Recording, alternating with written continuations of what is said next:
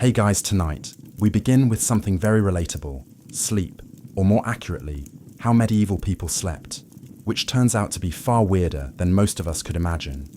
So before you get comfortable, take a moment to like the video and subscribe, but only if you genuinely enjoy what I do here, and let me know in the comments where you're tuning in from and what time it is for you. It's always fascinating to see who's joining us from around the world. Now dim the lights, maybe turn on a fan for that soft background hum, and let's ease into tonight's journey together before electricity, tick-tock, and sleep hygiene influences medieval people approached nighttime with a schedule that would baffle the modern melatonin enthusiast. It was called segmented sleep, a natural two-part sleep cycle split neatly in half, like a stale medieval biscuit. Their routine was simple. After sundown, most people turned in early, drifting off into what was known as first sleep. Then, after about 4 hours, they'd wake up deliberately and spend the next hour or two doing what can only be described as medieval midnight multitasking. This wasn't considered insomnia, it was just how sleep worked. The watch period between the two sleeps was seen as practical, useful, and occasionally alarmingly, social people used this time to pray, read religious texts, tend fires, or check their livestock, because nothing ruins your RAM cycle, like wondering if your goat is still in the yard. And yes, this was also considered the ideal time for intimacy. Medieval physicians and marriage manuals noted that the body was well rested and calm of mind during this period, which sounds like a polite way of saying too tired to argue. So if you ever thought you were romantic for waking up early to make your partner coffee, just know your ancestors were setting the bar very differently. The second sleep would follow this interlude, lasting until sunrise. Everyone from monks to farmers participated in this nightly rhythm. Even literary figures like Chaucer casually mentioned it, which means that yes, even in medieval literature, people were writing about not sleeping properly, oddly enough. Modern science has suggested that segmented sleep might actually be more natural for humans. The two-sleep cycle aligns with how our circadian rhythms work in the absence of artificial light. So the next time you find yourself wide awake at 2 miles don't panic. Just whisper, yes, the watch has begun, and go tend a symbolic fireplace. It wasn't until the industrial era, with factories' gas lamps and the growing fear of unproductivity, that humans began to enforce the idea of uninterrupted hours, as though sleep were a timed sport in the medieval world. Waking up in the middle of the night wasn't failure, it was the schedule, and everyone was on it. Whether they liked it or not, let's talk about beds, or rather the medieval approximation of them in today's world. We obsess over thread counts, memory, foam cooling gels, and whether a mattress is cloud-like in medieval Europe. A bed was often just a pile of stuff that used to be alive, now flattened under the weight of poor sleep and unspoken regrets. The typical peasant bed consisted of a straw mattress known as a pallet. This was literally straw or hay stuffed into a sack of rough fabric, if they had the luxury of a sack. If not, it was just straw on the floor, possibly damp, possibly already claimed by a cat. These pallets were not comfortable, but they were better than nothing. Which was the alternative? Straw was cheap, plentiful, and good at insulating against the cold. It was also great at harboring insects, lice, and the occasional field mouse, which made sleeping and exercising cautious stillness. If it itched, you ignored it. If it bit, you just shifted slightly and hoped for the best. If a family had a bit more money, or at least a functional back, they might elevate the straw mattress onto a wooden frame. This didn't change the sleep experience dramatically, but it did reduce the chances of waking up with beetles in your ear slightly. Linens were a rare treat. Most people slept in the clothes. They wore all-day pajamas weren't really a thing, and neither was personal space. Whole families, children, parents, maybe a grandparent, all slept together in the same space, sometimes on the same straw pile. If you got too warm, you could always roll into your cousin's elbow. Nobles, of course, had proper beds, large wooden frames, feather mattresses, embroidered sheets, and canopies to keep out the drafts. And hopefully the like of these beds were so valuable they were passed down in wills. You didn't inherit land, you inherited Aunt Matilda's suspiciously lumpy feather bed, still foremost medieval folks. A bed wasn't a place of comfort. It was a place to not freeze, to avoid the chickens and maybe to dream of being rich enough to one day sleep on something that didn't squawk or rustle when we hear nightcap today. We think of a cozy little drink, maybe something with whiskey, a warm fire and a questionable decision. But in the Middle Ages, a nightcap wasn't a beverage. It was a hat, aerial tangible, often ridiculous-looking piece of fabric designed to keep your head from freezing off while you slept. You see, insulation wasn't exactly the strong point of medieval architecture. Stone walls, drafty thatched roofs, and windows made of thin animal horn or oiled parchment didn't do much against the cold and central heating that was called a dog. So to keep their heads warm at night, especially since body heatscapes fastest through the scalp, medieval people adopted the humble nightcap. These hats came in all shapes and sizes, but the most iconic version was long and pointed, like something you'd expect on a wizard who moonlights as a chimney sweep. They were usually made from wool, linen, or whatever scrap of warmth could be spared without angering the family goat for men. It was a practical accessory for women. It sometimes doubled as a coif or head wrap, which also served the dual purpose of maintaining modesty and covering hair that hadn't seen soap since last Lent. But beyond warmth, nightcaps had social weight too. In some regions, married women were expected to cover their heads at all times. Yes, even while asleep. And the cap itself could be embroidered or dyed to reflect a family's wealth or status. Because nothing says success like going to bed with a mini flag on your skull in more urban settings. The nightcap even became a symbol of being off duty. If you opened your door wearing one, it was a polite medieval way of saying, "I'm not dressed for conversation." And yes, this hat does mean go away. Of course, nightcaps were often paired with nightshirts, which were essentially long loose tunics, picture Ebenezer Scrooge, minus the haunted Moralison. Sleepwear wasn't sexy, but it was practical, itchy, and occasionally flammable. Today, the idea of sleeping next to a stranger is generally limited to red-eye flights, overly ambitious, camping trips, or the occasional bizarre Airbnb mix-up. But in medieval Europe, this was completely normal and not at all optional. Let's say you're a traveling merchant, a pilgrim, or just someone whose mule gave up halfway to Norwich. You find an inn a rare luxury in itself and ask for a place to sleep. What you get is not a room or a bed or even a particularly clean floor. What you get is a spot. In a bed that's already occupied, medieval inns operated more like human bunkhouses than modern hotels. Privacy was not expected if the bed had space. You were sharing it usually with complete strangers who might snore talk in their sleep or have a suspicious number of boils. This was not considered rude, it was just efficient use of resources. Beds could host 2, 3, even 4 travelers, depending on size and social tolerance. In larger cities, you might end up in a dormitory-like hall with rows of beds and absolutely zero personal spaces. Snoring contests were unjudged. Elbow territory was fiercely contested. Sometimes men and women were separated, but not always.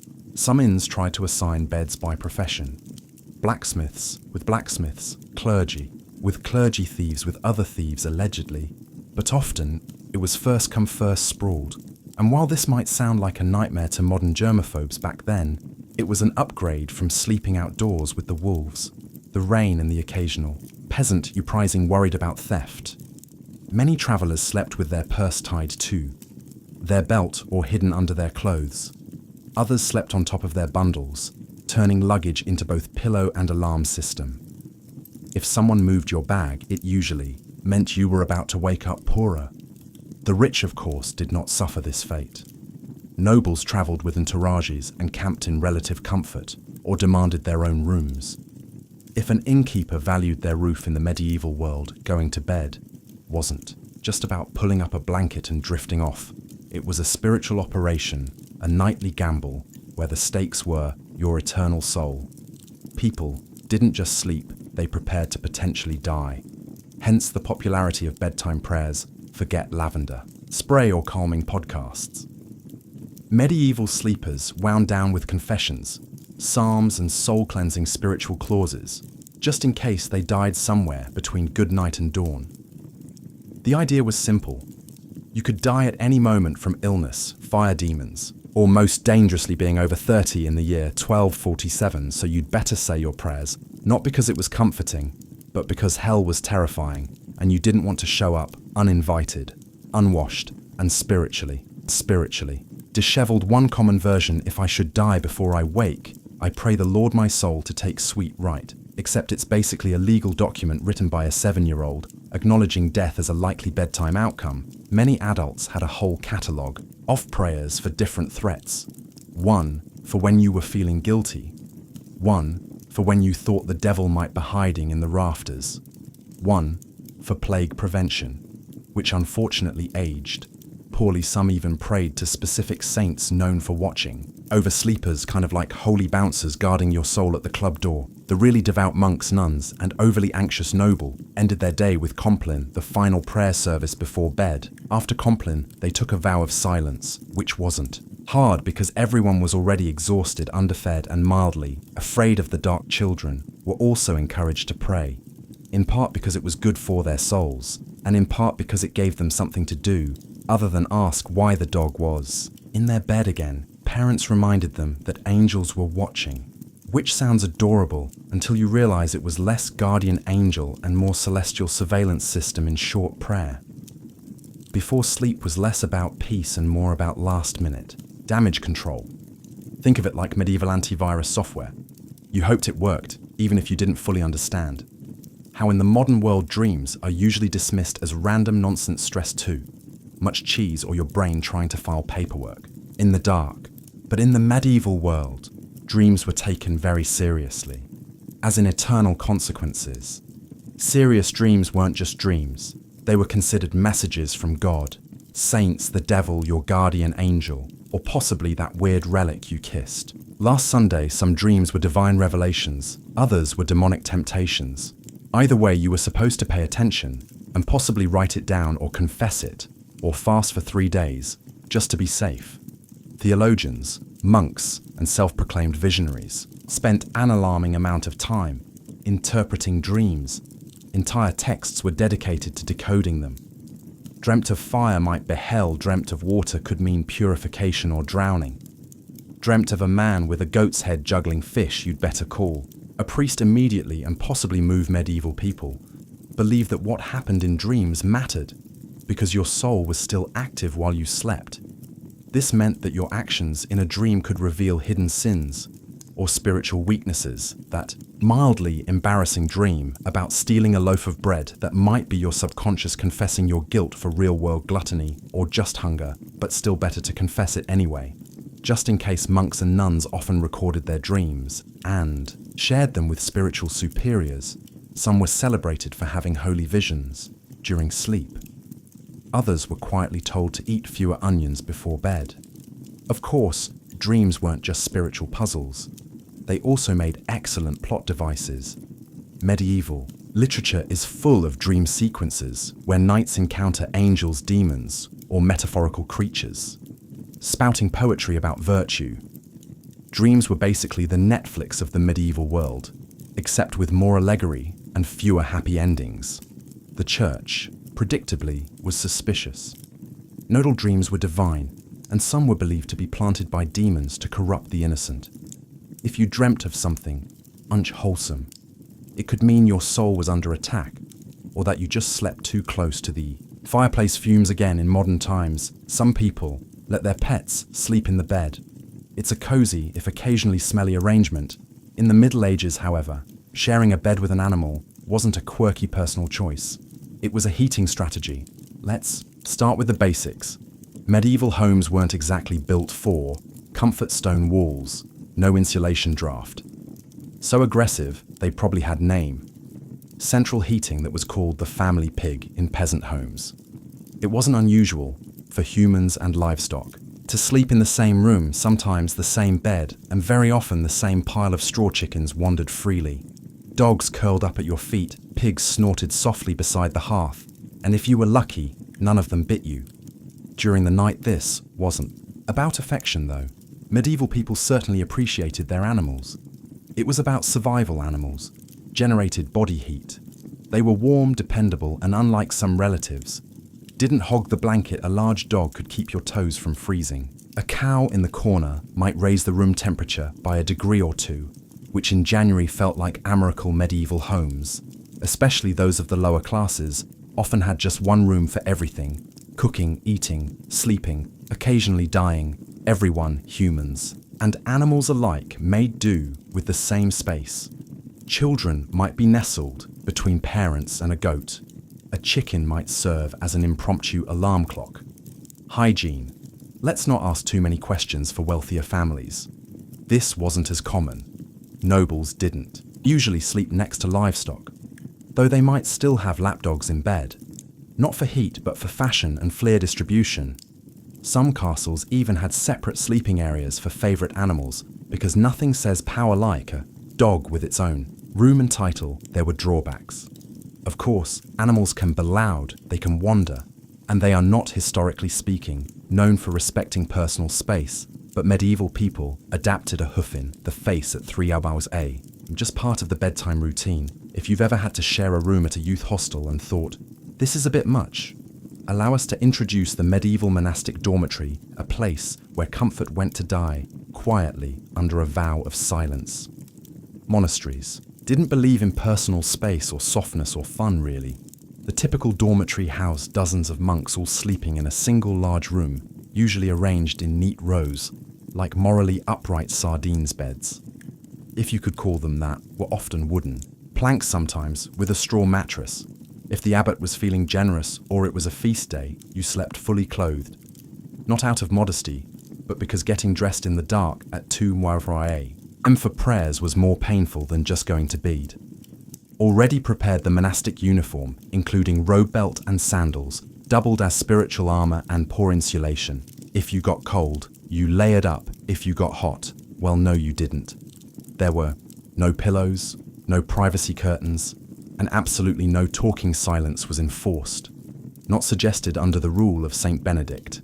If you rolled over and groaned too loudly, you might find yourself on chamber pot duty for a week. Snoring, however, was a grey area. You couldn't control it, but if it became disruptive, the Lord might still hold you accountable, or at least your cellmates. Wood lighting was minimal. One candle, maybe. You didn't need to see. You just needed to lie still and not sin. That was the goal. Despite the austerity, monks believed their Spartan beds were training for the afterlife, preparation for the soul's journey. By denying the flesh any excess sleep was not a pleasure. It was a necessity, monitored and scheduled like everything else. Some monks even slept sitting up just to avoid any hint of luxury or dreams or circulation compared to this peasant straw piles. And snoring pigs almost seemed luxurious. At least the pig didn't judge you. Let's talk about something that would horrify most modern sleepers: waking up voluntarily at 2 a.m. and not for a bathroom break or a doom scroll, but for prayer, loud, cold, candle-lit prayer in medieval monasteries. This was standard practice. Monks and nuns followed a rigid daily schedule based on the canonical hours, which included matins, the first service of the day. And by day, we mean the darkest part of the night. When even the owls were still deciding whether to wake up, the bell would toll, often rung by someone who drew the short straw, and the entire dormitory of robed, sleep-deprived souls would shuffle off to the chapel in silence, and yes, still in full clothing, because monks didn't do pajamas. The only layering system they believed in was spiritual, inside the chapel. By flickering candlelight and under the echo of stone vaults, they would chant psalms, recite scriptures, and try their best not to fall asleep on their feet, which incidentally was a real issue. There are records of monks being punished for dozing mid-prayer, usually with extra chores or more prayers. You fell asleep in matins. Congratulations, you now get to lead the next one. Matins could last an hour or more. Some particularly enthusiastic orders stretched it to 2. Imagine trying to stay spiritually engaged while your stomach reminds you that dinner was a bowl of lentils and a moral lesson. And your body is actively shutting down after the service. Monks would either return to bed for their second sleep or, in stricter orders, move straight into study or manual labor. Because nothing says holy discipline like threshing wheat on 4 hours of fragmented rest, why so early the idea was to sacrifice comfort and dedicate the first and quietest part of the night to God uninterrupted. By the temptations of daylight warmth or REM cycles, it was a powerful symbol of devotion. Or at least it was once you got over the numb feet. The candle smoke and Brother Ambrose's off-key chanting in the modern world sleeping alone is often framed as a luxury, a sign of independence, peace, or just an ability to control the blanket in the medieval world. Though sleeping alone was considered suspicious, impractical, or just downright unsafe. Let's start with the basics. Warmth beds, as we've established, weren't exactly toasty stone walls, and open chimneys didn't do much to trap heat. And central heating was still several plagues away. So people shared beds for body heat, not out of intimacy, but out of basic thermal desperation. Children slept with siblings, parents, and sometimes the neighbor's kid. If they were visiting, it was like a sleepover, but nobody asked if you wanted to be there. But beyond warmth, there was a spiritual reason for sleeping in groups. Many people believed the night was when the devil worked overtime alone in the dark. Your soul might be vulnerable to temptation or worse, possession. Having others nearby created a kind of moral buffer zone. If something went wrong, at least someone would witness it or catch the demon first. For children, being alone at night was practically unthinkable, not just for comfort, but because ghosts, fairies, and wandering spirits were all part of the nightly landscape. Tales warned against solitary sleep as a gateway to mischief and spiritual peril, and unlike today's bedtime stories, these tales didn't end in hugs. They ended in disappearances. Even married couples often shared their beds with children, servants, or random guests. Privacy was not a concept, so much as a modern myth. In fact, the idea of two people sleeping alone in a giant bed was so foreign that it would have been considered either wasteful or deeply, deeply suspicious. In religious contexts, even monks often slept communally. And if someone was assigned to sleep alone, it was often for disciplinary reasons. Yes, in some cases, being alone in bed was literally a punishment. Medieval logic, solitary sleep grants opportunity for sin group sleep, public accountability.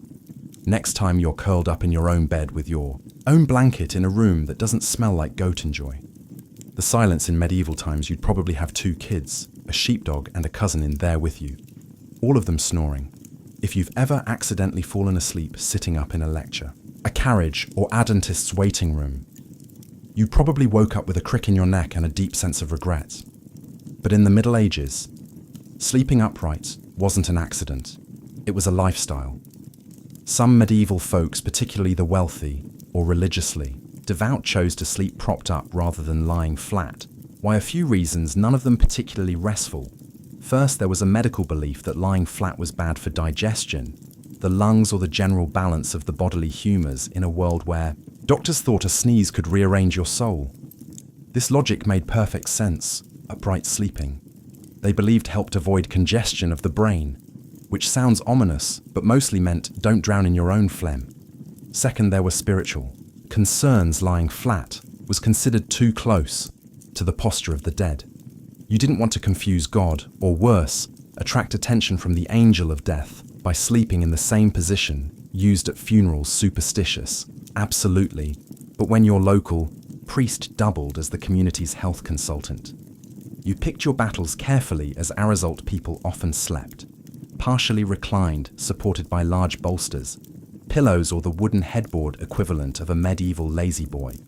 Nobles sometimes had their beds rigged with angled supports to maintain a semi-seated posture, perfect for digesting one's evening meat pie or fending off surprise demon attacks. Monks took it a step further. In stricter orders, they might even sleep sitting upright, on a bench, or leaning against a cold wall with nothing but a hood to muffle the discomfort. It wasn't about health. It was about discipline. If you were too comfortable, you might dream. If you dreamed, you might sin. If you sinned, well, welcome to confession at 5 And needless to say, this wasn't about quality rest. It was about virtue, discomfort, and mildly confusing theology. Forget haunted dreams or goblins under the bed for medieval people.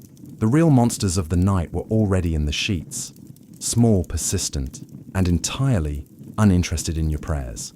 We're talking, of course, about fleas, lice, and the medieval bedroom's unofficial mascot, the bed bug.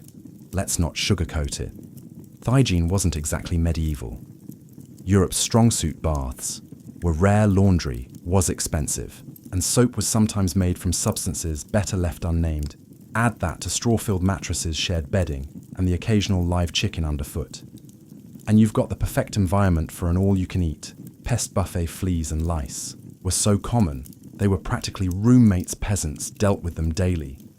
Nobles, despite their satin sheets and feather beds, were not exempt.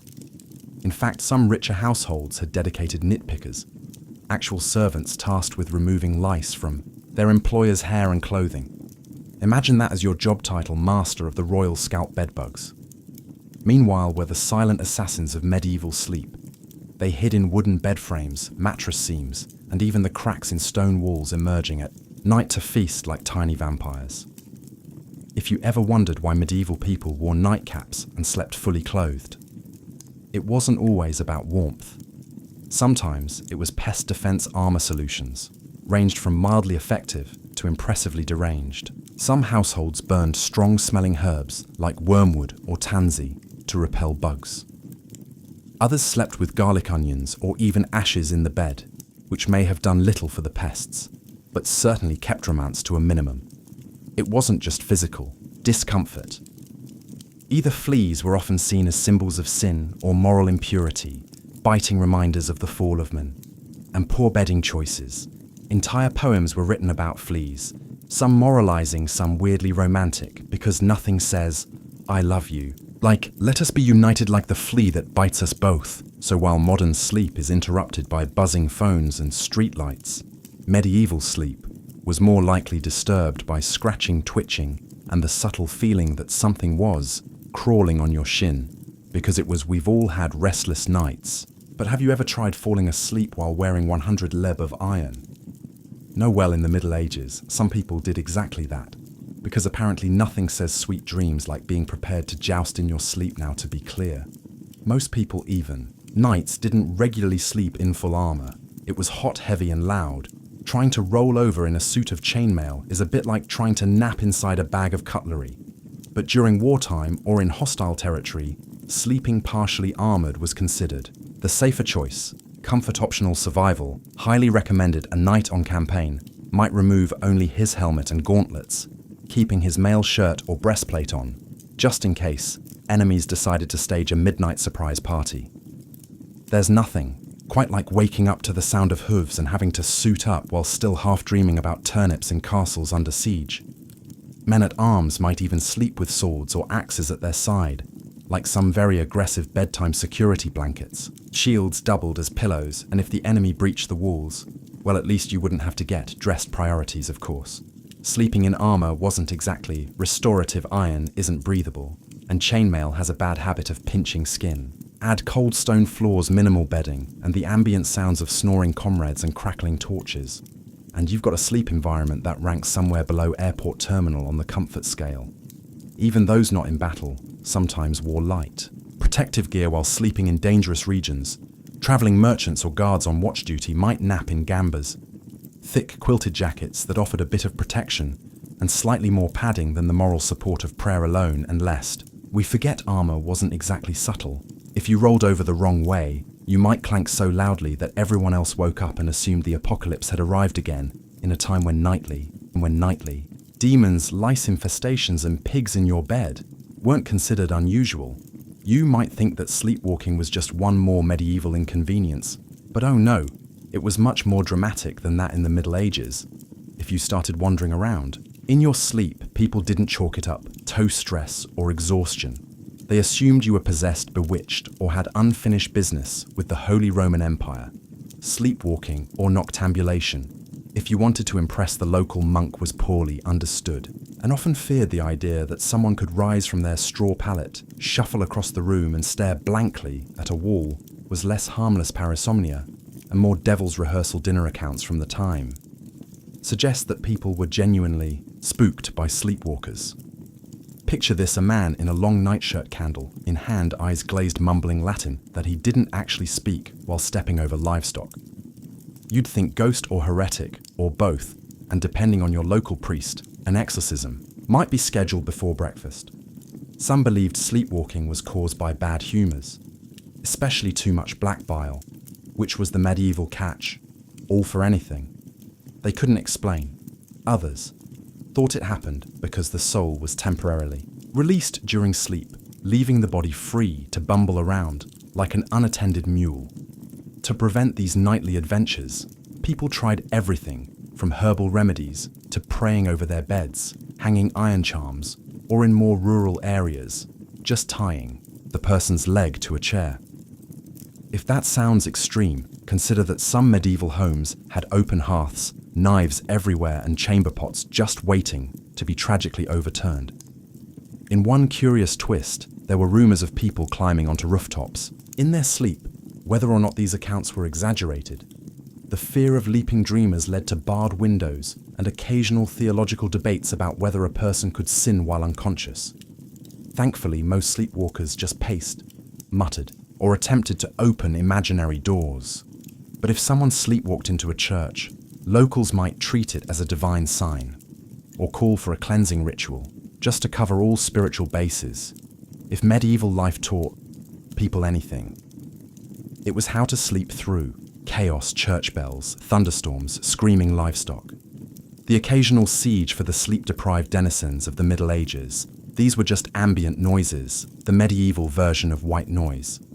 Let's start with the bells. Church bells marked every sacred moment of the day, sunrise prayer times, meals, and of course the ungodly hour of matins at 2 or 3 hours a.m. If you lived anywhere near a monastery, your dreams were probably soundtracked by regular tolling. At some point, the brain just accepted it.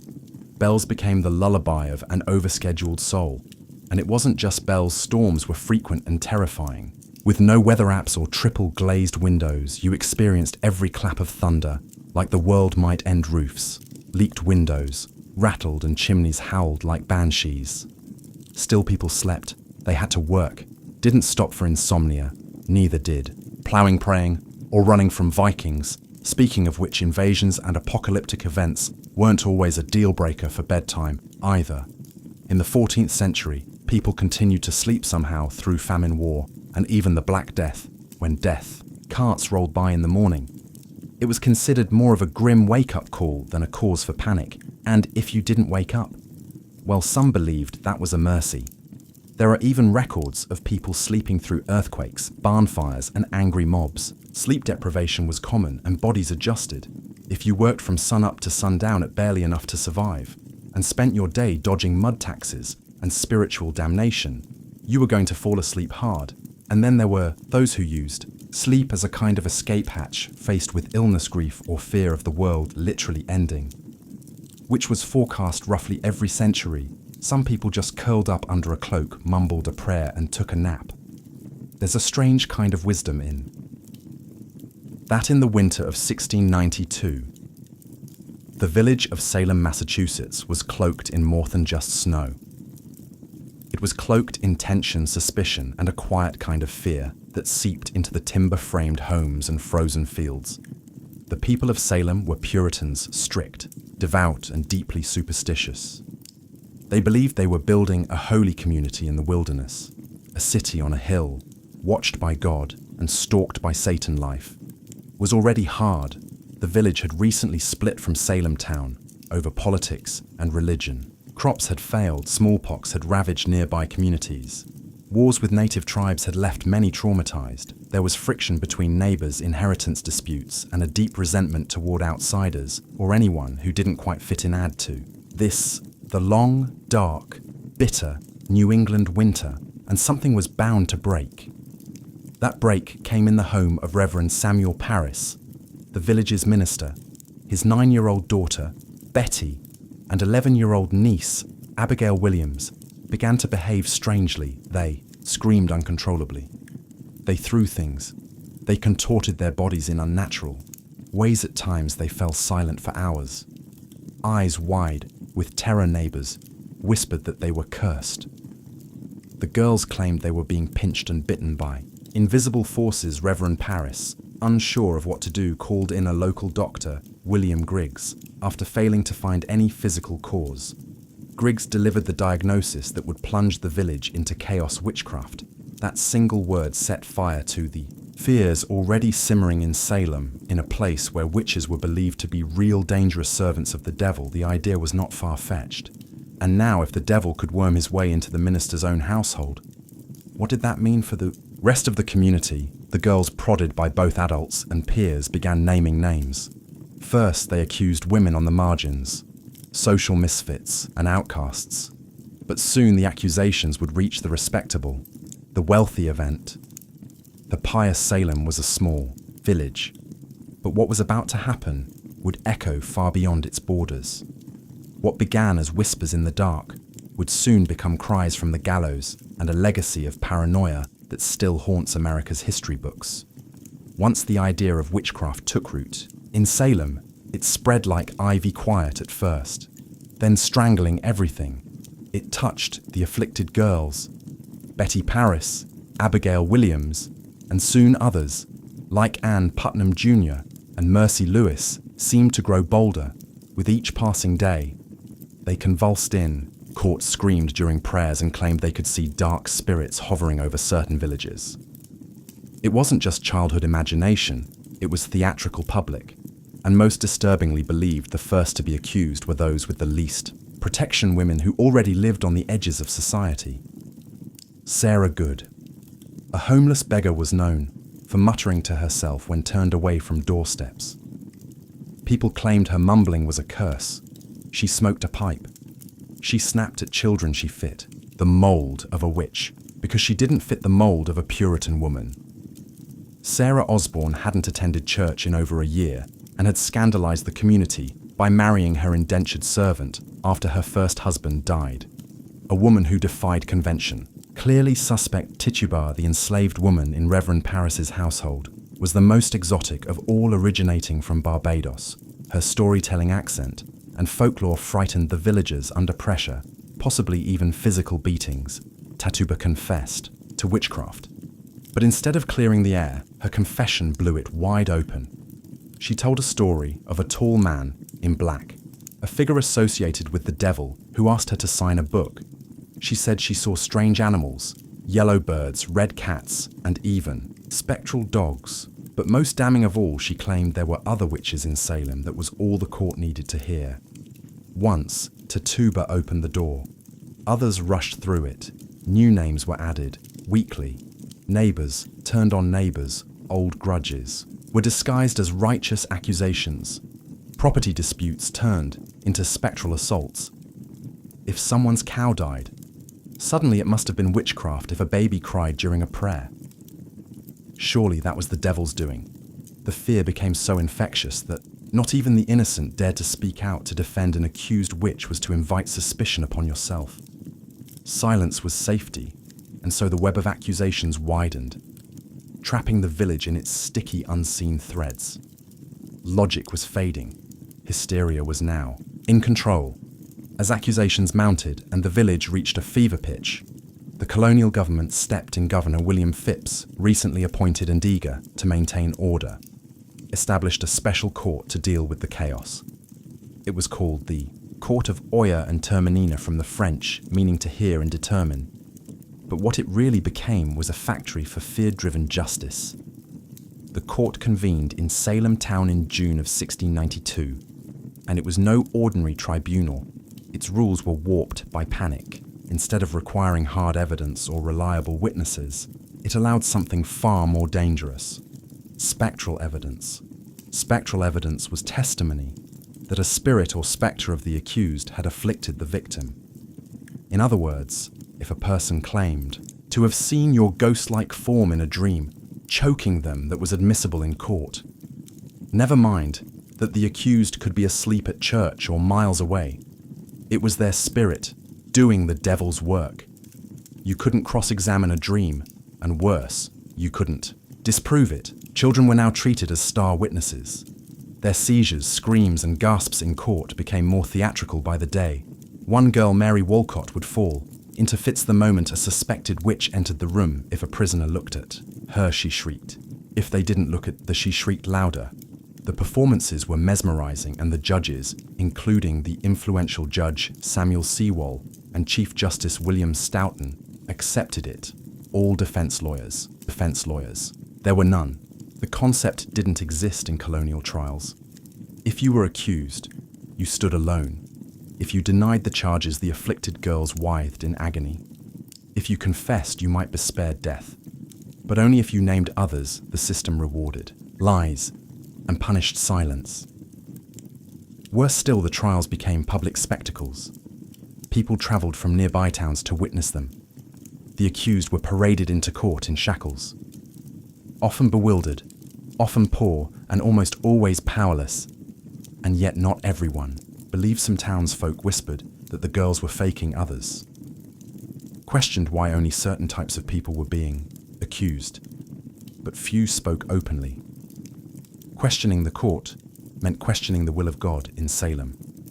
Reason had stepped aside, and the law had become a mirror reflecting fear, not justice. On June 10, 1692, the gallows in Salem claimed its first victim. Bridget Bishop. She was not new to scandal. Her reputation made her an easy target. She wore bright red clothing, ran a tavern, and had been accused of witchcraft years earlier during her trial. Neighbors testified that her spirit pinched them in the night that their babies died after she passed by, and that she kept enchanted dolls. She denied everything, still the court found her guilty. She was led to Gallows Hill, a barren, windswept patch of earth just outside Salem. No prayer, no mercy. The rope was pulled. The crowd watched, and with that single execution, the machinery of death began to churn. The hangings that followed came quickly on July 19th. 5 more women were executed: Sarah, Good Susanna, Martin, Rebecca, Nurse Elizabeth Howe, and Sarah Wilds. Some had good standing in the church. Rebecca Nurse in particular was a shocking case. An elderly, pious woman, beloved in the community. Even the jury initially found her not guilty, but under pressure from the court and the afflicted girls. The verdict was reversed. Nurse's final words were whispered through the air like a warning. I am as innocent as the child unborn, but it didn't matter. The noose did not discriminate. In August, more executions followed. On September 22nd, the deadliest day, 8 people were hanged in a single morning. Among them was Martha Corey, a woman who had doubted the trials early on, and her husband Giles. Corey, who met a different fate. Giles refused to enter a plea. The court, unable to proceed with a trial without one, resorted to an ancient English punishment. Pain fort adur. He was pressed to death. Stones were piled on his chest, slowly crewing over 3 days.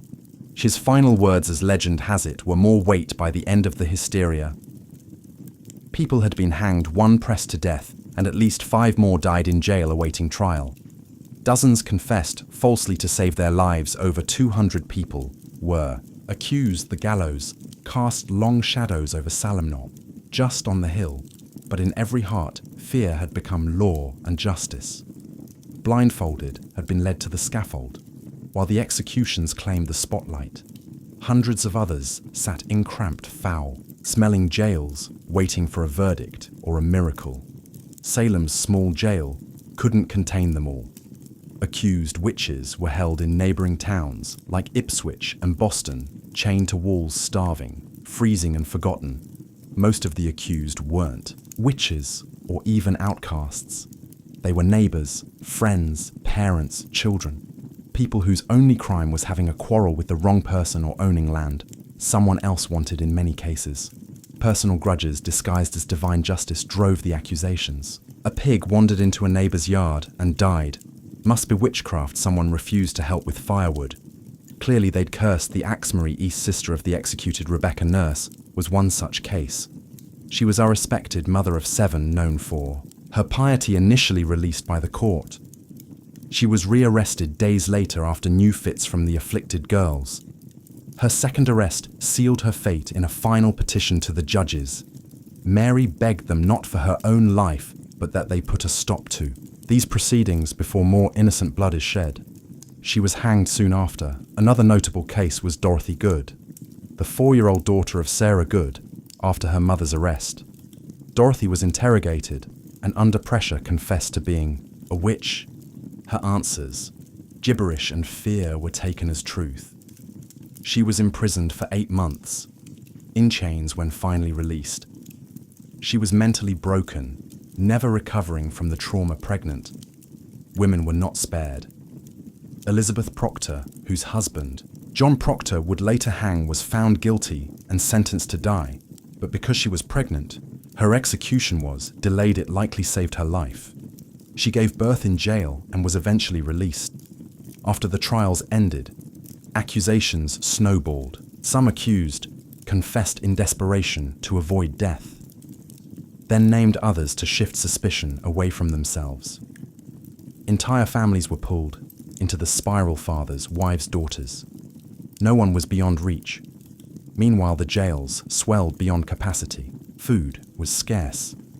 Disease spread, some died awaiting, trial lost in the legal limbo of paranoia. And still new names were added, each week in Salem. It no longer mattered who you were, only who was willing to say your name. By the fall of 1692, the spell of hysteria began to crack. Not because the court came to its senses, but because reality forced its way back. In the turning point came when accusations grew too bold. People who had once supported the trials found themselves suddenly on the wrong side of them. Reverend George Burroughs, a former Salem minister, was arrested and charged with being the ringleader of the witches. He was well-educated, well-spoken, and had previously clashed with influential families in the village. That was enough, but on the day of his execution, Burroughs did something shocking. He stood on the gallows and flawlessly recited the Lord's Prayer, something witches were believed incapable of doing. The crowd fell silent. Some wept. Even hardened observers were shaken. But the execution went on. That moment planted a seed of doubt.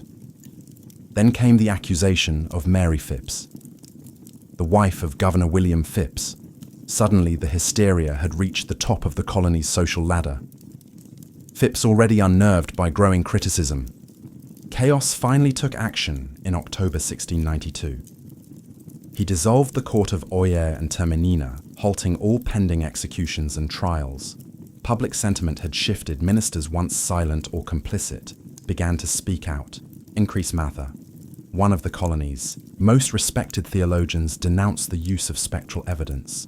It were better, he said, that 10 suspected witches should escape than one innocent person should be condemned. A radical thought in a society that had for months believed exactly the opposite. People who had once cheered theatricals began to question them.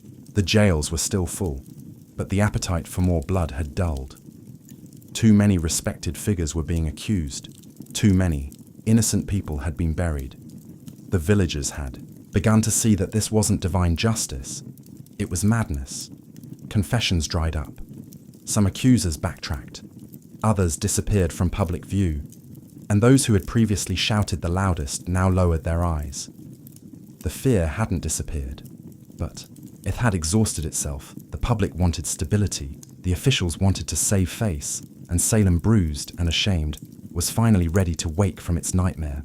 The storm was breaking, but the damage it had already been done. By late 1692, the judicial system that had fueled the hysteria began to collapse under the weight of its own absurdity, with the court of Oyer and Terminina disbanded in October.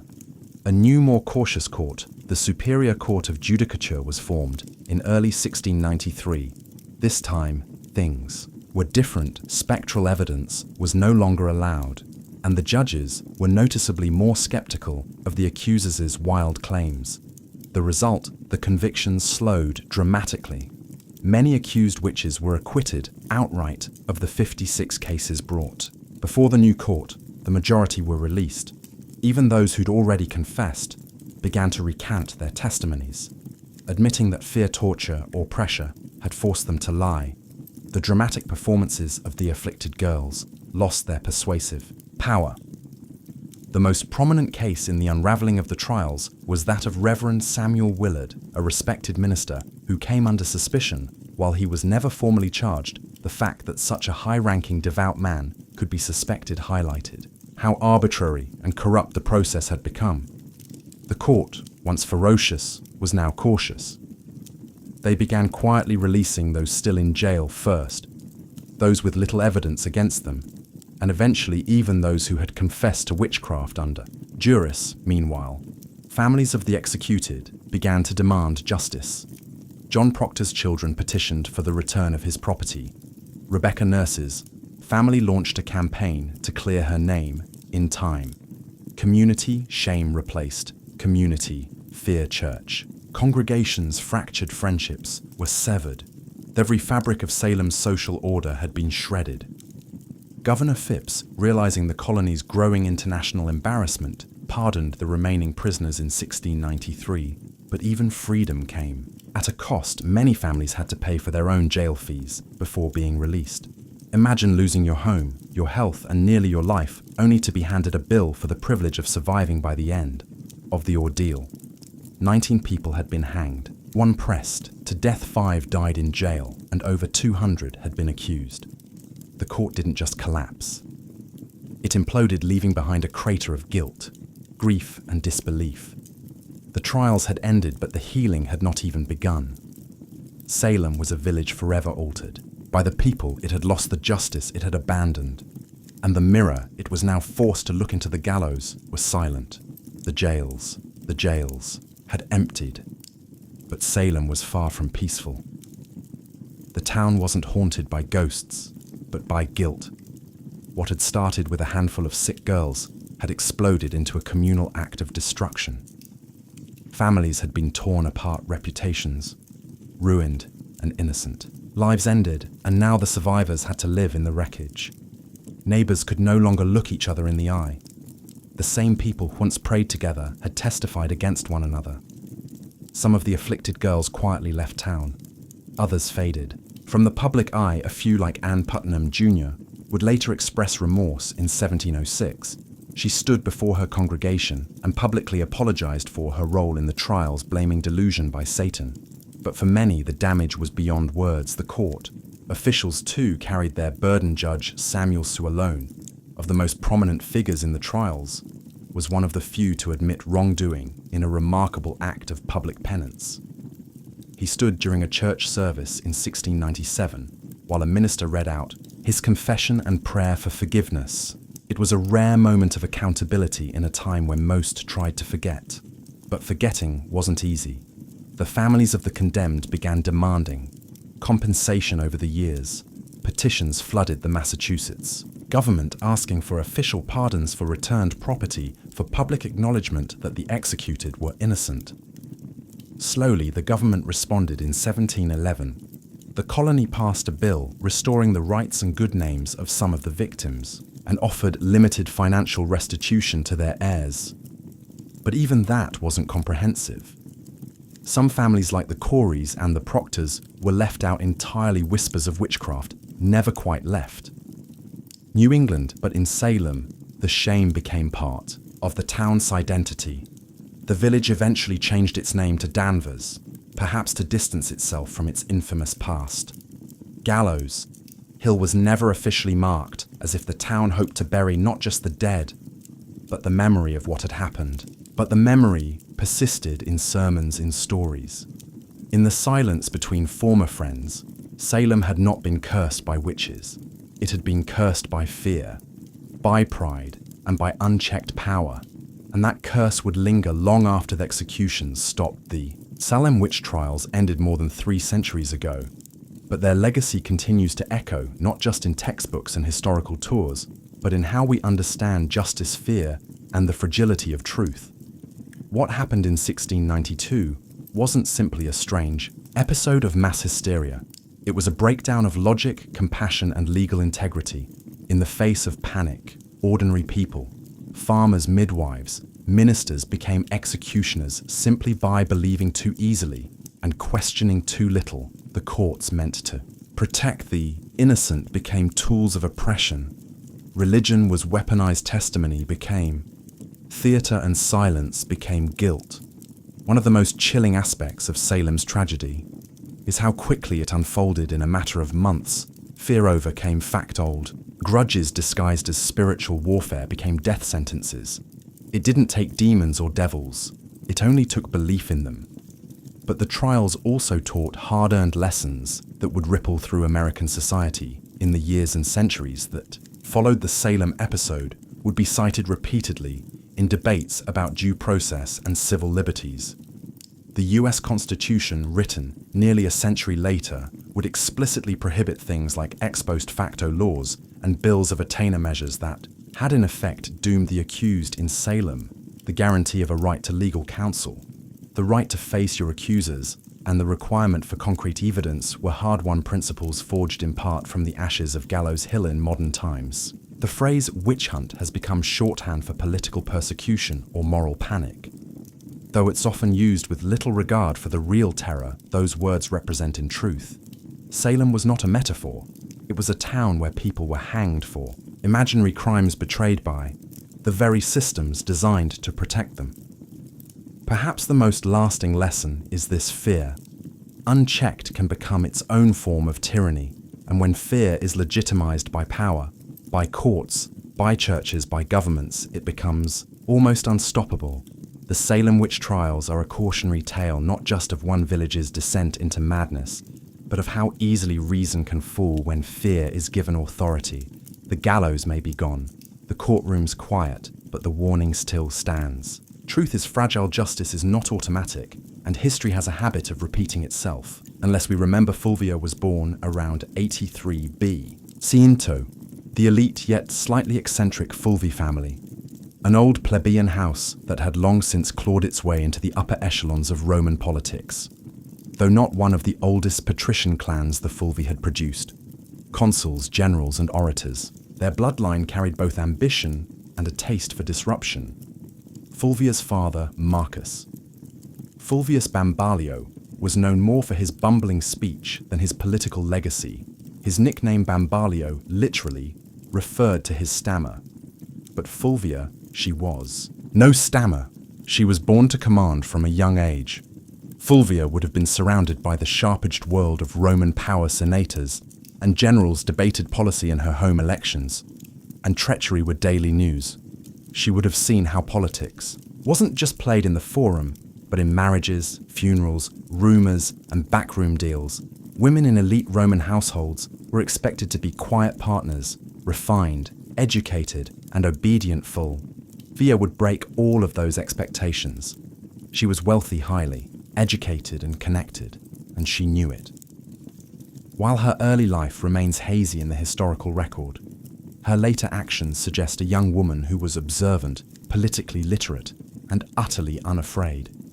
This wasn't someone who faded into the background. She had a strong personality, a sharp political mind, and a will to act even in the male-dominated space of Roman governance. This was also a period of unprecedented instability. The Republic was unraveling. Civil wars, populist revolts, and power struggles between generals like Sulla, Pompey, and Caesar were turning Rome into a pressure cooker. The old rules were collapsing, and Fulvia came of age right in the middle of it, rather than recoil from chaos. Fulvia would learn to use it. Her early life didn't produce the kind of modest matron Rome idealized. It produced a woman who saw politics not as a man's world to be feared, but as a battlefield to be mastered. She would go on to marry 3 powerful men, each one a radical player in Roman history, but Fulvia wouldn't just marry power. She would command armies, lead revolts, and become the first Roman woman to appear on coinage, not as a goddess, but as herself. Rome wasn't ready for Fulvia, but she was ready for Rome. Fulvia's first marriage was to Publius Caius Pulchar, and it was anything but conventional.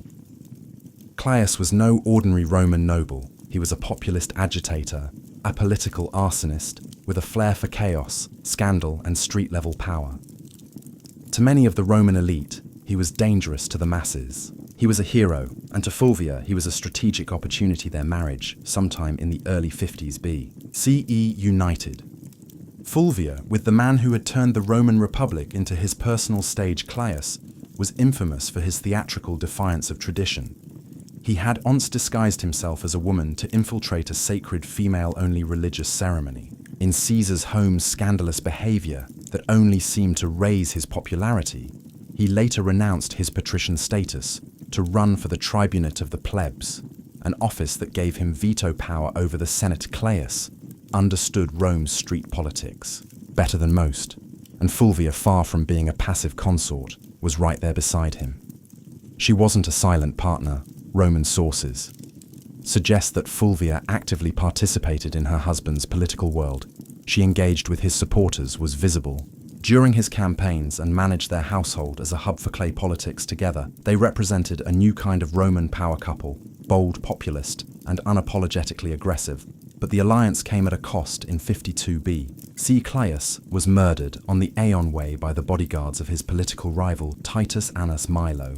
His death sent shockwaves through Rome, but Fulvia was not about to mourn quietly. She staged a political funeral that historians still talk about today. She paraded Caius's mutilated body through the Roman Forum, bloodied wounds, exposed for maximum effect. The public was horrified and enraged. Riots erupted. The Senate House was burned to the ground. Fulvia had turned personal grief into public uprising. This was her first major political act. And it worked. Her ability to manipulate public emotion, use spectacle as strategy, and wield her husband's legacy as a weapon made her a new kind of player in Roman politics. Caius was gone, but Fulvia had stepped out of the shadow, and Rome would never see her the same way again. Fulvia didn't linger in mourning.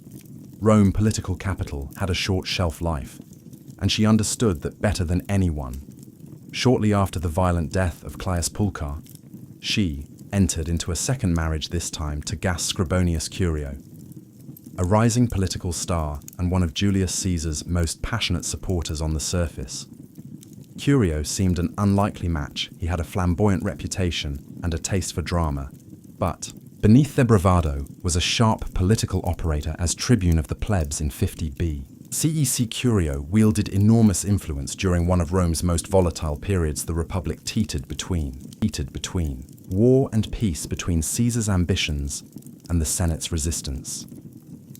Fulvia saw in Curio not just a husband, but a bridge to the next power block. This was no romantic rebound. It was a calculated alliance with Caius gone. Fulvia needed a new political anchor, someone who could carry forward the populist legacy her first husband had built, and someone who'd Caesar's backing. Curio fit both bills through him. Fulvia remained tightly embedded in the shifting power dynamics of Rome. She didn't just marry into the movement she helped shape. Fulvia ensured Caius's supporters stayed active, rebranding their cause under Curio's leadership and keeping the urban masses politically engaged. But the Roman world was collapsing fast. Tensions between Caesar and Pompey exploded into civil war. Curio threw himself into the fight, taking Caesar's side.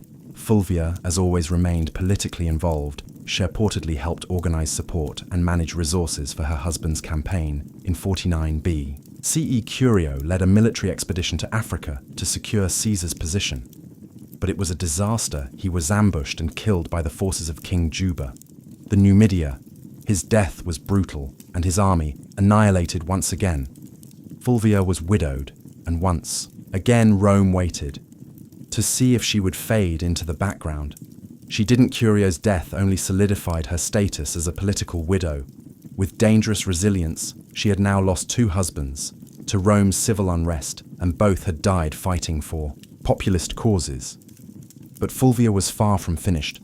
Her most audacious partnership and her most dramatic chapter was still to come. Fulvia's third and most famous marriage was to Mark Antony, the ambitious general and loyal ally of Julius Caesar. Their union, forged sometime around 47 B.C., wasn't merely a romantic attachment, it was a merger of power. Fulvia had already proven herself as a master of Roman street politics. Antony, rising rapidly through the military and political ranks, needed that kind of savvy support in Rome. Together, they formed one of the most politically potent couples of the late Republic. By the time of their marriage, Fulvia was no stranger to blood and betrayal. She had buried two husbands and outmaneuvered countless enemies. Anthony was no stranger to scandal. Either he drank or gambled, and his personal life was notoriously chaotic. But with Fulvia, he'd found someone who could do more than entertain him. She could defend his interests, hold his alliances together, and rally supporters when he was away on campaign. And Anthony, despite his brash exterior, understood her value. He allowed Fulvia to exercise authority that no Roman woman had publicly wielded. before she opened his correspondence, she issued orders in his absence. She sat in on meetings and influenced appointments. Roman sources, mostly hostile, depicted her as overbearing and power hungry. But what disturbed them most wasn't her ambition. It was that she acted like a Roman man in a world that had no language for such a woman after Caesar's assassination in 44 CE. The Republic was plunged into chaos once more. Antony rushed to secure his position as Caesar's political heir, but it was Fulvia who held Rome itself, while Antony formed the second triumvirate with Octavian and Lepidus. Fulvia acted as his representative in the capital, managing patronage networks, coordinating with street gangs, and ensuring Antony's supporters remained mobilized. She even helped arrange Antony's official reconciliation with Octavian by marrying her daughter Cleia to him, an alliance that would later implode in public. Fulvia appeared not just as Antony's wife, but as his proxy. Roman coins were minted bearing both Antony's image and her name, an unprecedented acknowledgement of her status. She wasn't hidden in the shadows of power. She stood in its full glare, but power in Rome was always borrowed, and Fulvia was about to test the limits of how far a woman could go before Rome snapped back, while Mark Antony pursued military campaigns and political deals across the Roman world. It was Fulvia who controlled the streets of Rome. She wasn't just his wife, she was his regent in all but name, in a period where violence, bribery, and raw influence kept order. Fulvia proved she could play the game, as well as if not better than any man. In the Senate, Rome, in the aftermath of Caesar's assassination, was a battlefield without swords. Power had become a moving target. Fulvia understood this, and she anchored Antony's authority in the capital. By becoming his political substitute, she directed allies, dealt with the urban plebs, negotiated with factions, and most daringly waged war with words and silver. She financed loyal troops, offered bribes to keep public order, and ensured that any legislation passed favored Anoni's future son. Ancient sources, especially hostile ones like Ion and Dioecius, paint Fulvia as manipulative, shrewish, and even warmongering. But beneath the misogynistic exaggeration lies a woman actively doing politics in a world that had no protocol for a woman, doing anything beyond weaving and mourning. Fulvia was building coalitions, backing military commanders, and even issuing decrees functions, normally reserved for senators and consuls. She also made public appearances and maintained strong relationships with veteran soldiers, a politically vital demographic in the power struggles of the later Republic. While Antony was campaigning in the East, Fulvia was often the face of his authority in Italy, meeting with centurions, influencing decisions about land, distribution, and reminding the soldiers that their loyalty to Antony came with rewards, but this accumulation of power came at a cost.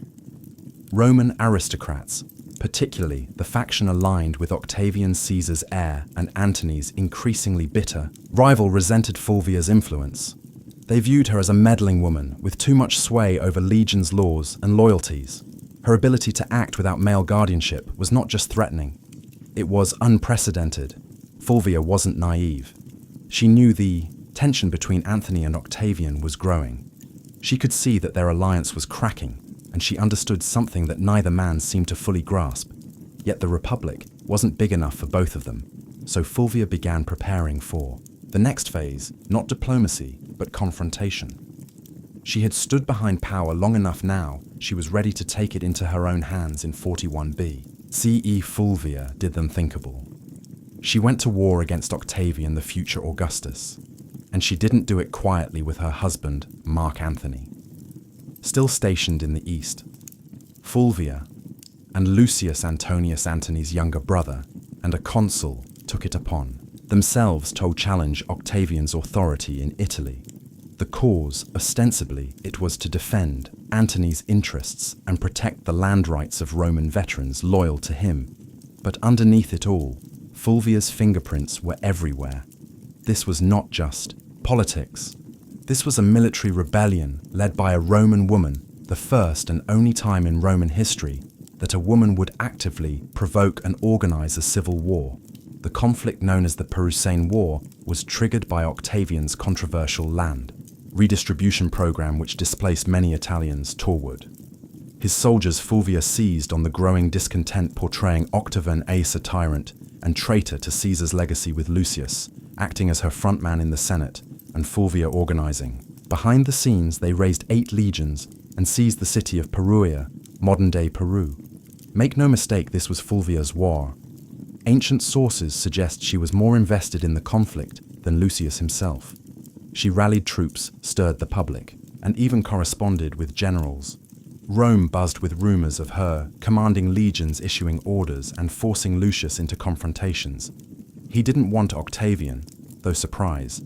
Acted quickly, he besieged Peru through the winter of 440 CE, cutting off supplies and hammering the city into submission. Fulvia, stuck between dwindling food and political betrayal, watched her bold gamble unravel. By early 40,000 BCE, the city surrendered.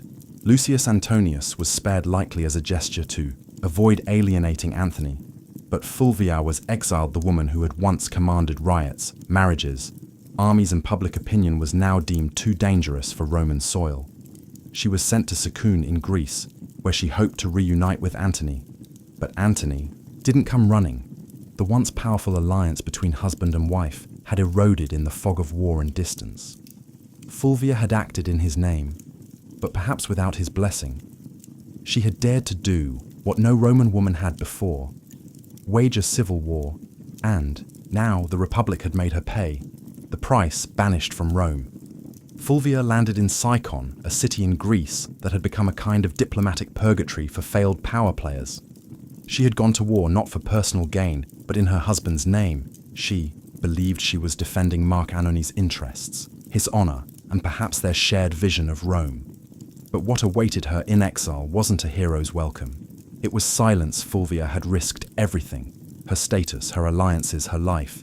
And yet Antony did not immediately rush to meet her. In fact, by the time Fulvia arrived in Greece, Antony was already entangled with Cleopatra in Egypt. Whether their romantic relationship had begun or was merely brewing, the symbolism was crushing. While Fulvia was raising legions, Antony was raising goblets at banquets beside a queen. The betrayal cut deep, not just personally, but politically. Fulvia had fought a war to protect Antony's power in Italy, and in response he let her hang out to dry. Some ancient historians, especially Plutarch, suggest that Antony was furious with her for launching the Perusine War without his direct approval. Others argue he welcomed her downfall. It cleared the way for a marriage alliance with Octavian, something Fulvia would have never tolerated. Still, Fulvia wasn't entirely without supporters.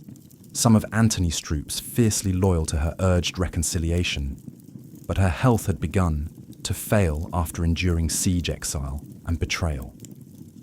Fulvia died in Sicyon in 40 BCE, possibly from illness, stress, or heartbreak, or all three. She was around 43 years old. Her death provided Antony with a clean political exit. He met with Octavian shortly afterward and agreed to marry Octavian's sister Octavia as part of a renewed peace treaty. The triumvirs were temporarily united again, but only because Fulvia, the one woman bold enough to challenge their designs, was gone. Fulvia's legacy would soon be overshadowed by Cleopatra, whose myths nearly every Roman woman of the period. But make no mistake, Fulvia was the prototype. She didn't wield power from behind a curtain. She marched into it, stood at the center, and dared to command armies in a world that treated women as furniture. Rome didn't know what to do with her, so it erased her, but the ashes of her rebellion would linger, and her story was far from ordinary. After Fulvia's death in 40 BCE, the men she had once maneuvered, Antony, Octavian, and even her former allies, began the quiet work of rewriting her legacy. She couldn't defend herself, so the narrative was shaped by her enemies and the uneasy survivors of her ambition. And like so many powerful women in history, Fulvia became a scapegoat. Ancient sources, mostly penned by men with vested interests, painted her as Theresin for the Peruvian War, the rift between Antony and Octavian, and even the general disorder of the Republic. Ion Dioecius and Plutarch depict her as overbearing, jealous, and driven by a lust for power. They blamed her for dragging Lucius Antonius into conflict, for antagonizing Octavian, and even for Antony's eventual estrangement from Rome. But were these accusations fair? Hardly. Fulvia had operated within a political climate where violence and manipulation were expected. At least if you were a man, she was no more ambitious than Caesar, no more aggressive than Pompey, and far less ruthless than Octavian. Would eventually prove to be her only true deviation was that she was a woman acting like a Roman man, and Rome didn't know how to digest that she wasn't cloistered in the home weaving quietly or serving as a political ornament. She was writing letters to generals organizing street mobs and commanding loyalty from troops, and that made her dangerous not just to Octavian, but to history itself. Even Mark Antony, the man whose legacy she had fought to preserve, conveniently blamed Fulvia for the civil strife after reconciling with Octavian, and marrying his sister Antony, used Fulvia's death as a diplomatic cleansing her memory, became the price of his political survival. There were no monuments raised in her honor, no grand funeral, no mourning speeches. In the Senate, just silence, yet her enemies couldn't erase her entirely. Fulvia had done too much. She had raised armies, steered elections, negotiated alliances, and fought a civil war. She was the first Roman woman whose name appeared on coinage not as a deity or metaphor, but as a political agent. The damage to her reputation was deliberate, but so was her presence in the historical record.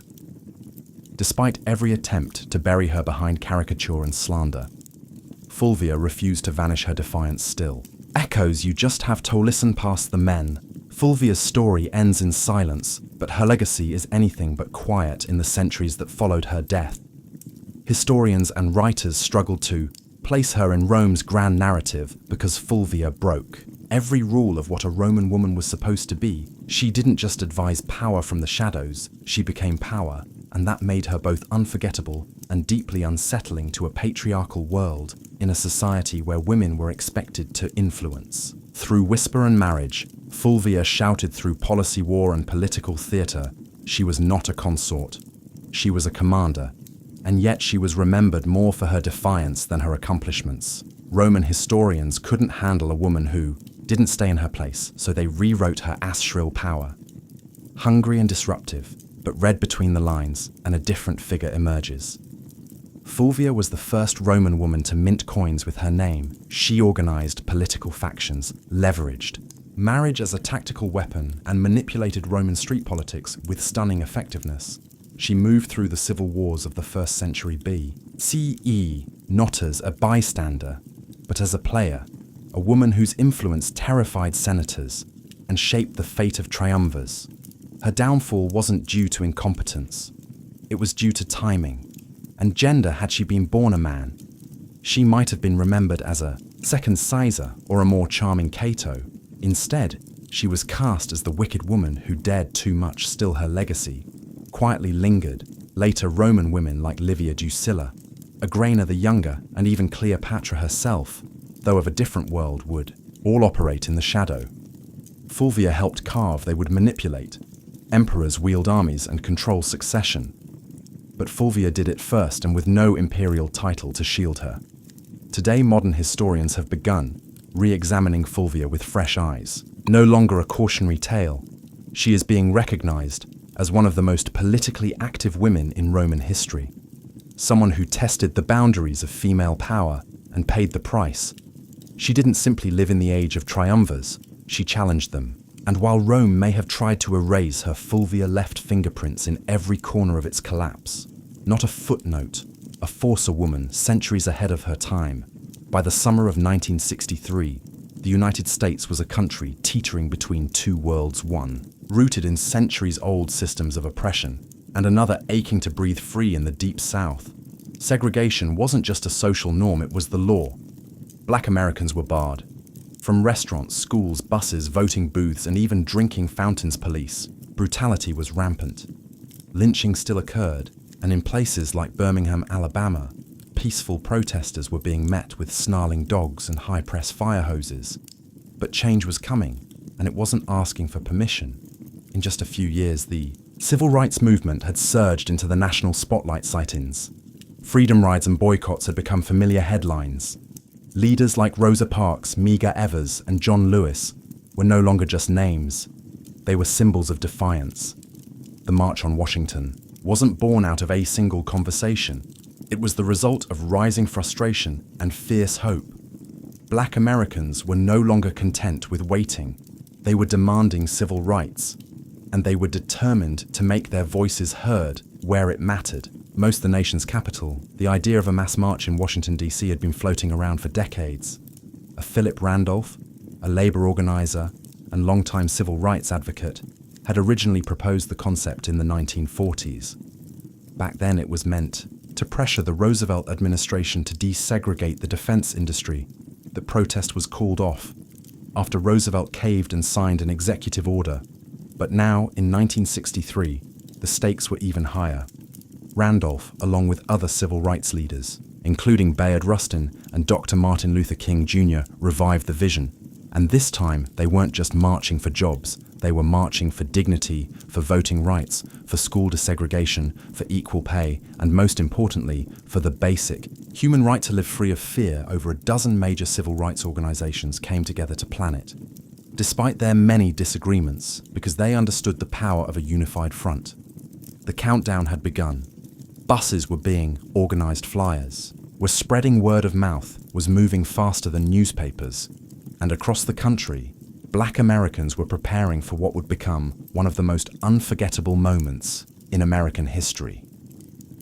The dream was taking shape one footstep at a time. Pulling off a protest of any kind in Washington, D.C. was no small feat, but planning one for over 100,000 people, possibly more, was madness. Logistically, it sounded like a nightmare. Food, water transportation, sound systems, bathrooms, medical teams permits, crowd control, safety plans, and yet somehow they made it happen. At the center of this controlled chaos stood Bayard Rustin, a man who, despite being openly gay and often kept behind the scenes for political reasons, was a master strategist. Rustin had at once studied non-violence directly under Mahatma Gandhi's followers in India. He had marched, been jailed, beaten, and surveilled by the FBI. But nothing fazed him. He saw the March on Washington as a chance to show the world what disciplined, non-violent protest could achieve when coordinated with military precision. In just 8 weeks, Rustin and his team transformed the idea into a reality. The march was officially called the March on Washington for Jobs and Freedom, and it was deliberately framed to include both racial justice and economic opportunity. That dual message was no accident. While Dr. King would later become the spiritual symbol of the day, it was Randolph and Rustin who made sure the demands were just as much about unemployment minimum wage and workers' rights as they were about civil rights. Meanwhile, tensions simmered beneath the surface. President John F. Kennedy and his administration were nervous, deeply nervous. They feared riots, backlash, or worse, bloodshed. Civil rights leaders assured them the protest would be peaceful. Still, the National Guard was on standby. Hospitals in D.C. were put on alert, and liquor sales were banned for the day. Federal workers were even told they could stay home. And then there was the question of unity. The Big Six civil rights organizations, NAACP, CPS, SNCC, SCC, National Urban League, and Randolph's Brotherhood of Sleeping Car Porters, often clashed over tactics. Some wanted more radical action, others more diplomacy. SNCC's young firebrands were growing, impatient with King's non-violent approach, but they all agreed on this. The time for silence had passed. Rustin's plan read like a military operation. Every bus and train was tracked. Every speaker was timed to the minute. Every route had marshals trained. In crowd control, they weren't just planning a march. They were orchestrating a moment that would shake the conscience of a nation. August 28th, 1963, a sweltering Wednesday in Washington, D.C. The sun was already hot by 9 a.m. The humidity clung to the skin like a second shirt. But it didn't stop them from every corner of the country. They came: black, white, young, old, students, clergy, factory workers, and celebrities. Some wore their Sunday best, others clutched protest. Signs. They came by bus, train, carpool, and even foot. Over 250,000 people in total, converging on the National Mall, like a rising tide of hope. And yet, there was no chaos. Despite the government's fear of riots and unrest, the scene was astonishingly calm. Volunteers directed foot traffic. The Red Cross handed out water groups, sang freedom songs, held hands, and cheered as new marchers arrived. You could hear gospel choirs near the reflecting pool and chants of jobs and freedom echoing off the marble. Columns of the Lincoln Memorial celebrities joined in. 2. Harry Belafonte, Sidney Poitier, Paul Newman, Marlon Brando, Joan Baez, Bob Dylan. But Noon was there for autographs. They were there to witness history and lend their voices to a cause bigger than any one person. The crowd was orderly but energized. There was no pushing, no looting, no violence. Instead, there was a shared understanding that this wasn't just a protest. It was a sacred moment for many Black Americans. Just standing on the mall felt like a quiet act of revolution, to be seen, to be counted, to say, we are here in front of the same Lincoln Memorial, where the great emancipator sat in stone. It was a full circle moment, generations in the making. At exactly noon, the official program began. Leaders took the stage one by one, each representing different organizations, ideologies, and regions, but united in message. Speakers demanded equal pay, desegregated schools, a living wage, and an end to police brutality. Mahalia Jackson sang. Marian Anderson, who had once been banned from singing at Constitution Hall because of her race, now sang for thousands beneath the open sky as the hours passed. The tension grew, not from unrest, but from anticipation. The man everyone was waiting for had not yet spoken, and when he did, the world would stop, listen, and remember.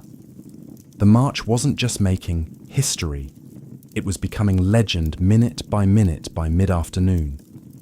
The crowd had grown quiet, not because they were tired, but because they knew what was coming. Standing in the shade of the Lincoln Memorial, Dr. Martin Luther King Jr. approached the podium. He wore a dark suit, a neatly tied tie, and an expression of deep calm that barely concealed the fire building inside him. He carried prepared remarks typed and written collaboratively with his advisors the night before. But what the world would remember wasn't what had been typed. It was what came from his heart. He began with measured intensity, outlining the grim realities of segregation, police violence, and broken promises. 100 years later, he said, referring to the Emancipation Proclamation, the Negro is still not free. His voice rose and fell like Asserman. He used repetition, rhythm, and silence not as fillers, but as instruments. The crowd listened in rapt attention, some nodding, some wiping away tears, others holding signs that simply read now, but it was what happened next that changed the tone of the entire event, and arguably the trajectory of the civil rights movement itself. Standing just behind King was gospel legend Mahalia Jackson, who had sung earlier that day. She suddenly cried out, "Tell them about the dream, Martin. Tell them about the dream." And King did. He set aside his notes, gripped the podium, and launched into a passage he'd delivered before, but never like this. "I have a dream," he said, and the crowd leaned in. "I have a dream that one day this nation will rise up and live out the true meaning of its creed." Each phrase rang louder, clearer, more resolute. "I have a dream that one day the sons of former slaves and the sons of former slave owners will be able to sit down together at the table of brotherhood. I have a dream that my 4 little children will one day live in a nation where they will not be judged by the color of their skin, but by the content of their character." It wasn't a speech anymore. It was a vision, a prayer, a lightning bolt through history. By the time King closed with the words, free at last, thank God Almighty we are free at last." Buti, the crowd erupted, applause, tears, shouts of joy. They knew they had just witnessed something more than oratory. They had heard prophecy. The power of the March on Washington wasn't just in the speeches or the music, it was in the people, the sheer scale. Awe of humanity gathered that day was overwhelming. They came from Mississippi, Michigan, Alabama, New York, California, and everywhere in between. Some were seasoned activists who had marched a dozen times before. Others had never left their hometowns until now. They packed lunches, rode buses for over 20 hours, and slept in their church clothes just to be there. Many were ordinary people, maids, teachers, steel workers, postal clerks, who saw themselves not as political figures but as witnesses. They didn't just want change, they were the change. There were also children in the crowd, young black girls with ribbons in their hair, boys with hand-drawn signs. Parents hoisted toddlers onto their shoulders so they could see the Lincoln Memorial in the distance and hear the speaker voices carried over loudspeakers to them. This wasn't just an event.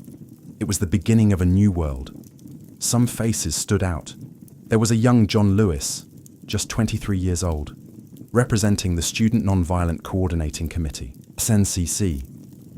His original speech had been so uncompromising that senior leaders asked him to tone it down minutes before he went on stage. He agreed, but just barely. His call for radical change still shook the crowd. And then there was Daisy Bates, the only woman to speak that day, not on her own behalf, but reading a prepared statement on behalf of other civil rights women. The organizers had faced criticism for sidelining female voices. Bates's brief but powerful message underscored a harsh reality. Even within a movement about equality, some voices still struggled to be heard. Also present were union organizers, rabbis, nuns, priests, and students of every background. They didn't all agree on strategy. Some favored King's nonviolence, others leaned toward Malcolm X's more militant posture. But for that own day, those differences didn't matter. Unity won out. It was a visual symphony of American possibility, white and black hands linked in solidarity, freedom, now buttons pinned to chests, and the sound of 250,000 souls breathing as one. The faces in the crowd weren't just watching history unfold, they were shaping it, and none of them would ever forget what they saw while the world saw unity, inspiration, and poetic justice on the steps of the Lincoln Memorial. Behind the scenes, the March on Washington was anything but simple. What looked like a perfectly synchronized movement was in truth held together with string sweat and a lot of last-minute compromise. Bayard Rustin, the chief architect of the march, had to battle not just logistics but politics. He was constantly under scrutiny, not just because he was openly gay and a former communist, but because some civil rights leaders feared his identity would be used to discredit the movement. In fact, Congressman Adam Clayton Powell had once threatened to publicly accuse Rustin and Dr. King of being lovers if King didn't remove Rustin from an earlier campaign. That threat haunted every stage of planning. Then there was the issue of women's voices, despite the critical roles played by women like Ella Baker, Diane Nash, and Dorothy Height. None were invited to deliver major speeches on their own. Rosa Parks was in the crowd that day, revered by all, but she was not given the microphone. Behind the powerful optics of the march lay the truth. The movement still struggled with its own hierarchies and blind spots. Even within the Big Six organizations, friction bubbled. SNCC leaders were growing increasingly disillusioned with the slow pace of change and the older generation's insistence on moderation. They wanted to confront systemic racism more aggressively. CORE had similar frustrations, but unity was deemed too important just for one day. Meanwhile, the federal government watched with clenched teeth. J. Edgar Hoover's FBI had assigned over 100 agents to spy on organizers. They bugged hotel rooms, followed key figures, and compiled dossiers. They were convinced the march would turn violent or that communists would hijack the event. When nothing of the sort happened, they simply doubled down on their surveillance, especially of Darking. And let's not forget money. The march cost over $250,000, equivalent to millions. Today, most of it was raised through unions and sympathetic donors, but organizers scrambled until the final hour. They even borrowed walkie-talkies from the Boy Scouts. The March on Washington was historic. Yes, but it was also deeply human. Imperfect, messy, political, and unfinished, just like the country it sought to heal. The sun began to dip behind the Washington Monument. As the crowds slowly dispersed, people hugged, cried, sang, and lingered as long as they could, reluctant to leave what felt like sacred ground. But the march was over. The speeches had been delivered. The signs had been raised high. The world had watched. And now the question hung heavy in the humid August air. What happens next? In the immediate days that followed, the media reaction was cautiously positive. Major newspapers acknowledged the historic nature of the event. Though often with a tone of detached curiosity, some called it orderly and dignified, which was code for no one rioted, few outlets gave much space to the specific demands of the march, like the call for a federal jobs program or a $2 minimum wage equivalent to around $20 today. But everyone covered Dr. King's speech that at least could not be ignored President John F. Kennedy, who had initially opposed the idea of the march, watched it unfold on television with growing admiration and perhaps surprise. He called the event impressive and met with civil rights leaders at the White House immediately afterward. But legislative movement remained slow. His proposed Civil Rights Act was still stalled in Congress, caught in the claws of Southern opposition. Some activists were disappointed. They had hoped the march would result in immediate action. Instead, it was back to the grind, organizing, marching, resisting, and mourning those who paid the price for justice. Just weeks later, that reality hit. On September 15, 1963, 4 black girls were killed in the 16th Street Baptist Church bombing in Birmingham. The dream had been voiced, yes, but the nightmare wasn't over still. Something had changed. The March on Washington marked a new phase in the civil rights movement. It proved that mass protest could be disciplined, powerful, and impossible to ignore. It brought together a coalition, broader than ever before: labor unions, faith leaders, celebrities, students, and working-class Americans, all in one place, united by justice. And most of all, it gave them movement, a voice, a dream, a speech that would be quoted, studied, and echoed across the world. The march was over, but the road was just beginning, and that road would soon lead through blood, legislation, and transformation. The March on Washington didn't just rattle the conscience of America, it reshaped its moral landscape. What had begun as an audacious act of protest became a cornerstone of the civil rights movement's legacy, permanently altering how Americans understood justice, democracy, and the power of collective action in legislative terms. The march didn't yield immediate victories, but it created momentum. Less than a year later, in July 1964, President Lyndon B. Johnson signed the Civil Rights Act into law. It outlawed segregation in public places and banned employment discrimination based on race, color, religion, sex, or national origin. And in 1965, the Voting Rights Act followed, striking at the very heart of Jim Crow laws. Would these bills have passed without the march? Possibly. But would they have had the same moral force, the same undeniable public pressure? Probably not. For Martin Luther King Jr., the speech that day propelled him into a new realm. He went from respected leader to global icon. But fame came with cost, surveillance threats, and ultimately assassination in 1968. The dream he spoke of on those steps would become more poignant, more tragic, and more revered with each passing year. For the broader movement, the march showed what unity could achieve. It gave organizers a blueprint for large-scale mobilization, and it inspired a generation of activists both in the US and abroad: anti-apartheid organizers in South Africa, student protesters in Europe, and future human rights leaders across the globe would cite the March on Washington as a model. But the legacy isn't just historical. The language of the march, the idea of jobs and freedom, the image of peaceful resistance, the echoes of "I Have a Dream" still pulses through modern protest, from the Million Man March to Black Lives Matter. Rallies, echoes of 1963, reverberate with every chant and every cardboard sign in Washington. D.C. King's Memorial now stands just across the tidal basin from the Lincoln Memorial. Visitors walk past his towering likeness carved in stone, with words from that August day etched into the granite. But the real memorial isn't in stone, it's in classrooms, voting booths, marches, and voices refusing to stay silent because the dream wasn't meant to rest in history books. It was meant to be lived, and the legacy of that summer afternoon still dares us to do just that. More than 60 years have passed since that summer afternoon when over 250 0 people stood shoulder to shoulder beneath the shadow of the Lincoln Memorial.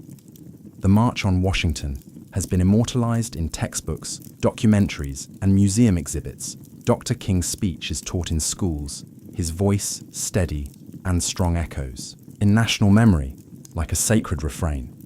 But for many, the question remains, has the dream been realized, or has it merely been delayed in some ways? Progress is undeniable. The legal framework of segregation was dismantled, voting rights, though now under fresh assault in many states were won through blood marches and court battles. The presence of black lawmakers, judges, mayors, and even a two-term US president was unthinkable in 1963. Interracial marriage, once illegal in much of the country, is now protected by federal law. These are not small things. They are victories carved out by relentless struggle.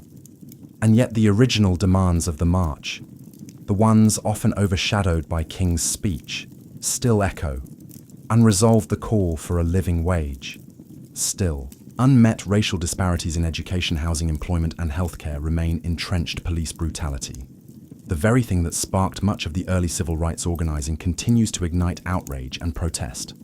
The dream of true economic justice, of a country where opportunity is not predetermined by zip code or skin color, is still far from reality. Modern movements like Black Lives Matter have taken up the mantle, often using the imagery and rhetoric of the 1963 march as both inspiration and indictment. They march through the same cities, chant on the same streets, and demand the same basic human rights. But they do so in a world transformed by social media, surveillance, and new forms of resistance. The March on Washington was never meant to be the conclusion. It was a flashpoint, a stake in the ground that said, this is who we are and this is what we demand. It was a declaration, not a resolution. So the dream remains battered, challenged, reinterpreted, but still alive. Whether it is deferred, distorted, or one day fulfilled depends not on the past, but on us, on the choices we make, the injustices we confront, and the courage we summon to march again and again until the dream becomes a shared lived reality.